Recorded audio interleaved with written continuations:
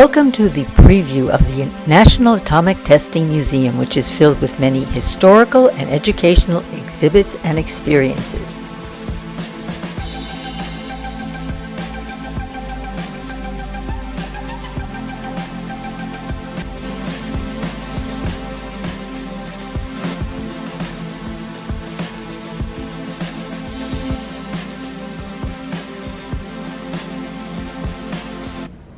What is the purpose of this museum? What interests the public so much to come here? Well, a lot of people think they come here just to look at the history of nuclear testing, but we're about a lot more than just that, because nuclear testing involves so much history and so many issues. We deal with, veterans issues, the history of the Cold War, the North Korean situation, because that involves nuclear testing. Why was the nuclear test site built here in Nevada? We needed to find some place actually close to the main laboratory in Los Alamos, New Mexico. We needed to find some place very remote, and this met all the qualifications. It was fairly close to New Mexico. At that time, it was very remote. Las Vegas was this funny little town of 33,000 people, and there wasn't much here. This was the middle of nowhere. So how many tests did you actually do in Nevada? The early years, they did exactly 100 above-ground nuclear tests. Most of those you could see from downtown Las Vegas. And then from 1963 to 1992, they did 824 underground nuclear tests. Do you think that had a negative effect on people's health?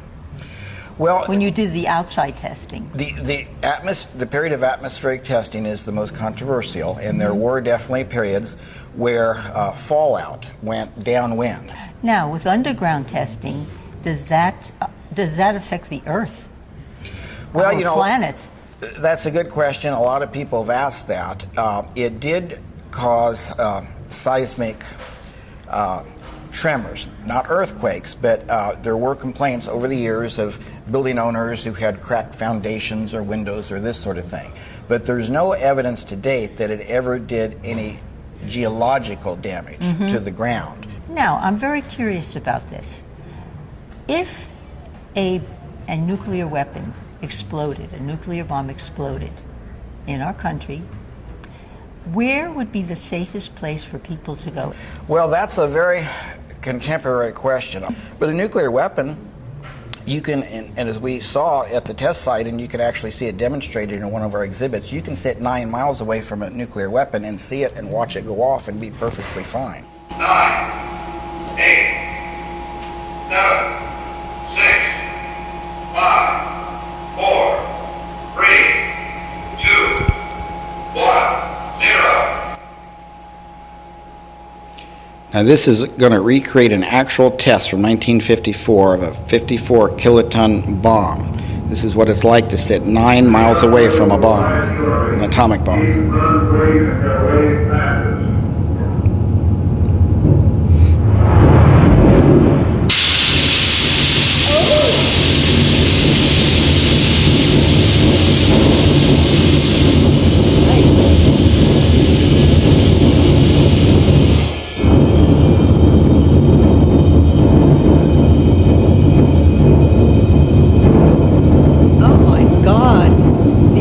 That was really amazing. Now that's a fraction, a very small fraction of what a modern bomb is. Thermonuclear device is a game changer. They're thousands of times the size of atomic weapons. And there is no defense against weapons that size. Nuclear war would be so catastrophic that there's no real point of even talking about survival. Survival's not even an issue in a nuclear war. Well, one last comment. What would you like to say in winding it up? Well, we continue to grow and evolve, and we need support. We need your membership. We need your attendance. We get a lot of national, international visitors, but we want more local people to come here because we portray a lot of good local history that probably involves the people who live and have retired here. There's a website if people want to sign up and become members. They can get a monthly letter, is it? Absolutely. You can go to our website to get a list of our programs, to become a member, to keep up on all of our events, and that is simply nationalatomictestingmuseum.org. What a most interesting and exciting place to be and to see. I invite you to try it. You will like it. Helen Lieblein, SCA-TV, Anthem Alive.